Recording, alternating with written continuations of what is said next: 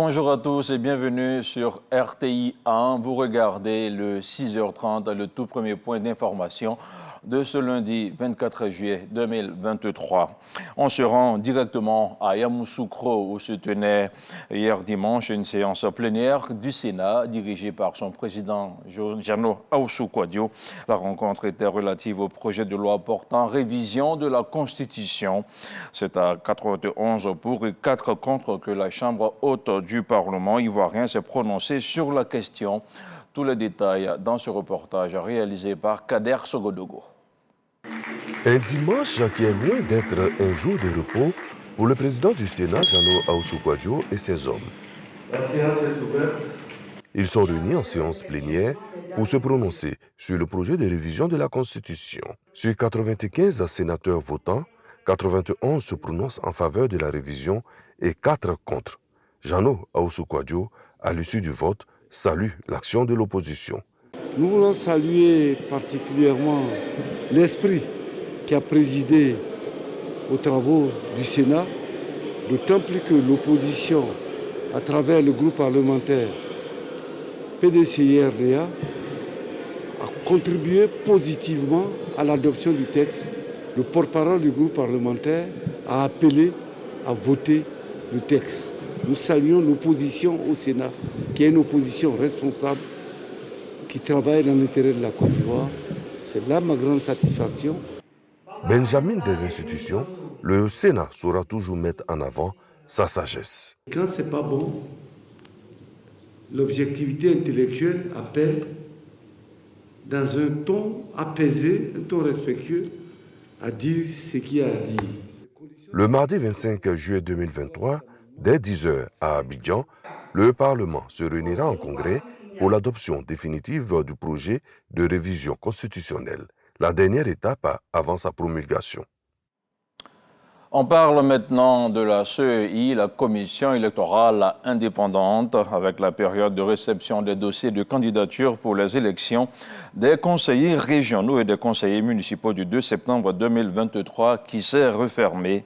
Si elle expirait le mercredi 19 juillet, elle avait été prolongée de façon exceptionnelle jusqu'à hier dimanche 23 juillet.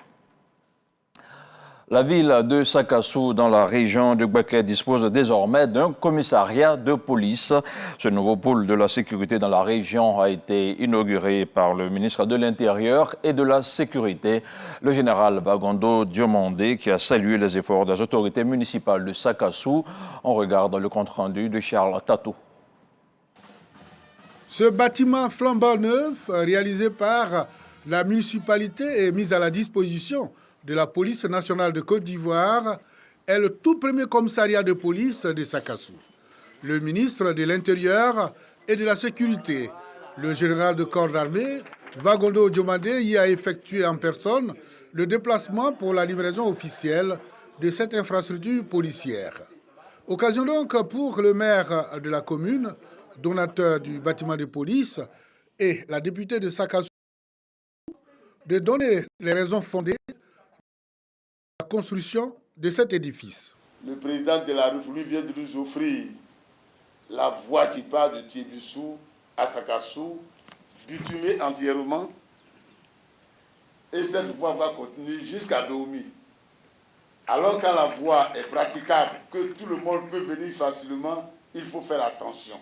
Le ministre de l'Intérieur et de la Sécurité se réjouit de cet acte de portée sociale de la municipalité de Sakassou. Je voudrais traduire toute ma satisfaction à M. le maire pour ces joyaux qu'il met à la disposition des populations, mais en premier lieu qu'il met à la disposition du ministère de l'Intérieur et de la Sécurité pour remplir la mission que l'État a confiée à ces départements ministériels dont j'ai la charge. Le nouveau commissaire de police de Sakassou et ses 50 éléments présentés à la population. Le général de corps d'armée, Vagondo Diomandé, est venu à Sakassou les bras chargés de moyens de mobilité. 2 motos et 2 véhicules pour le nouveau commissariat de police et 2 autres véhicules pour le corps préfectoral. Qui parle de sécurité parle également de cohésion sociale. Les autorités régionales et le corps préfectoral des régions du Grand Pont et de l'Agnébi-Tiassa ont rencontré le ministre de la Réconciliation et de la Cohésion sociale. Les débats ont porté sur la recherche de solutions pour résoudre le conflit qui a opposé les populations d'Abou et de Sikensi, des violences qui avaient causé la mort d'une personne. Angela Diallo, Sidonie Davila pour le commentaire. Le ministre Kwadio Konan-Bertin en mission de réconciliation. Il y a quelques mois, des conflits terriens avaient opposé les populations de Kosrou à Dabou à celles de Bessedi à Sikensi. Des affrontements causant un mort et de nombreux blessés. Après les rencontres d'échange avec les populations pour apaiser les tensions, le ministre de la Réconciliation et de la Cohésion nationale convoque les autorités régionales et le corps préfectoral des zones concernées. Les populations n'ont pas intérêt à s'entre-déchirer. Elles ont plutôt intérêt à vivre ensemble. Et pour mieux vivre ensemble, il faut faire en sorte que ce genre de conflit n'arrive plus. Je voudrais vraiment rassurer nos populations et toute la Côte d'Ivoire qu'il ne peut pas avoir de crise profonde entre ces deux peuples. Parce que c'est des frères qui vivent ensemble et qui ont vraiment une histoire qui ne date pas d'aujourd'hui, donc qui se connaissent très bien. Et donc nous avons des leviers qui permettront donc de régler ces questions-là. Pour Kwadio Konan-Bertin, cette mission de réconciliation va régler tous les différends. Nous sommes retrouvés ce soir, tous les préfets, les sous-préfets, les élus de la localité, tous les responsables, les forces vives, pour réfléchir sur les voies et moyens, les leviers, tout ce qu'il faut donc rassembler, mobiliser pour justement mettre fin définitivement à ces conflits. Il faut comprendre que désormais, place au rassemblement, place au travail, mais tout ça ne peut être possible que dans la concorde, dans la stabilité, dans la paix, dans la cohésion, et vivre ensemble. Dans les mois à venir, une rencontre va se tenir à Jacquesville avec les chefs de communauté et le médiateur de la République afin de trouver une solution définitive. Autre chose, à présent, forte mobilisation dans la région du sud Comoé. Sous une pluie incessante, les populations ont rendu un vibrant hommage au président de la République, Alassane Ouattara. Elles ont magnifié son leadership. Elles ont également salué sa politique de développement qui profite à toute la Côte d'Ivoire et particulièrement à la région du sud Comoé. C'est le village de Krinjabo qui a abrité la cérémonie, une initiative du Conseil régional, des élus et des cadres de la région, des présidents d'institutions, des membres du gouvernement, ainsi que des autorités coutumières et religieuses étaient également de la fête. Le compte-rendu de Marie-Chantal Akandan et Lamine Dramé. Des milliers de personnes se sont rassemblées sous une pluie battante à la place Parc des Rois à Krinjabo, siège du trône sans vie dans le département d'Abouasso, pour rendre hommage au chef de l'État Alassane Ouattara. L'événement placé sous le signe de la gratitude a été marqué par des discours, chacun exprimant la reconnaissance de toute une région à l'endroit du président de la République. Le président Alassane Ouattara a appelé à ses côtés pour faire la promotion à l'international de nombreux cadres de la région. Outre deux présidents d'institutions, nous avons le gouverneur de la BCEAO, Jean-Claude Brou, le secrétaire exécutif du Conseil de l'Entente, des ambassadeurs, 4 généraux. Nous disons, président Alassane Ouattara, merci. Mo, dada, mo, nyamien, ilawo, président Alassane Ouattara. Le président du Conseil régional du Sud, Comoé, a saisi l'occasion pour louer le leadership exceptionnel du président Alassane Ouattara. Depuis 2011, grâce à la politique de développement du président Alassane Ouattara, la région va amorcer un élan de développement et connaître une transformation sans précédent qui tranche radicalement avec les années antérieures. De gros investissements vont être réalisés. Il me plaît de citer, juste à titre d'illustration, l'autoroute internationale éclairée de Grand Bassam, dont le prolongement vers Abosso le Ghana, passant par la sous-préfecture d'Assini, est en cours. La zone industrielle de Bonois, le boulevard 2 fois 2 voies et le pont 2 fois 2 voies à Abosso, la voie bitumée à Santiago, Noé, la ville frontière avec le Ghana, totalement transformée avec ses boulevards 2 fois 2 voies. La mobilisation a transcendé les frontières locales avec la présence de plusieurs régions, dont le Moronou, forte d'une délégation de 100 personnes. Si les populations de la région du Sud Komoué peuvent se réjouir aujourd'hui et manifester leur reconnaissance, c'est sans nul doute parce que le président Alassane Ouattara a su, avec son merveilleux instrument politique appelé le RHDP, parti d'avant-garde et de développement, marcher dans les sillons tracés par le président Félix Houphouët-Boigny, dont il est l'héritier politique. Il faut noter la présence de plusieurs cadres de la localité et des hautes personnalités politiques du pays, notamment celle de la ministre d'État Kandia Camara, qui a salué cette mobilisation. J'ai coutume de dire que moi j'ai du respect pour les hommes et les femmes qui sont reconnaissants. Parce que la reconnaissance est une vertu divine. Dieu même demande d'être reconnaissant. Tous les cadres du Sud Komoué, population du Sud Komoué, je voudrais vous dire merci. Merci pour cette vertu que vous avez d'être reconnaissant.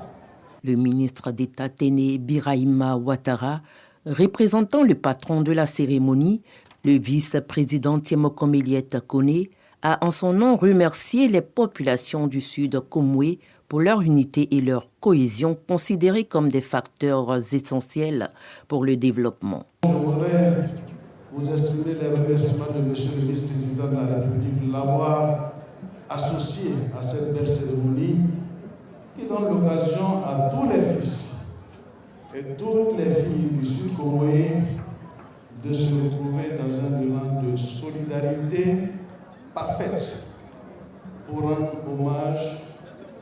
un hommage mérité à son Excellence, Monsieur le Président de la République. Cette initiative est à saluer et à encourager au regard de l'œuvre immense accomplie par cet homme exceptionnel qui est en train de transformer sous nos yeux la Côte d'Ivoire dans tous les domaines sans discrimination de région. L'exemple du Sud Komoué est un témoignage éloquent.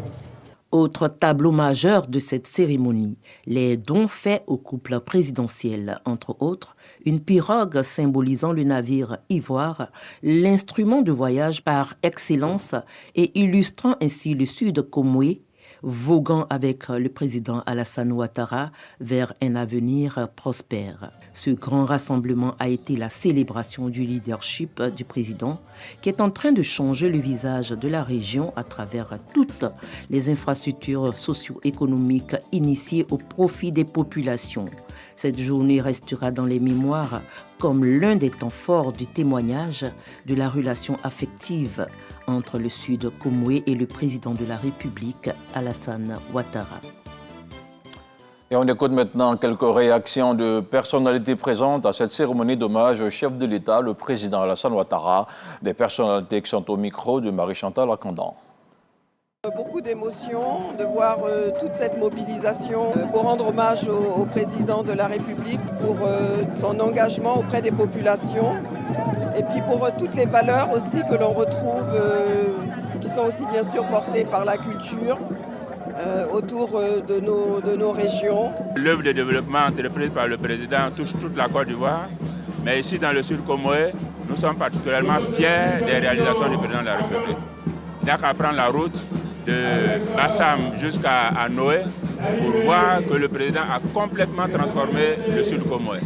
Vous avez le CHEC à Boisseau, vous avez le Vitib à Bassam, vous avez la zone industrielle à Bonois, vous avez Adiaké qui sera érigé bientôt en ville universitaire et toutes les villes, toutes les localités bénéficient de l'eau courante, de l'électricité et vraiment nous ne pouvons que dire merci au président. Nous avons le goudron d'Aboisseau jusqu'à Tiapou, chose qui était impensable. Donc nous venons lui dire merci. Merci pour tout ce qu'il a fait pour le Sud Komoué et on n'a pas de mots. On n'a pas de mots. On lui dit Dadabo. Nous sommes toujours avec lui, aujourd'hui, demain et toujours. C'est une belle cérémonie. Il ne peut pas en être autrement pour un homme de la trempe du président Alassane Ouattara. qui est une bénédiction pour toute la Côte d'Ivoire.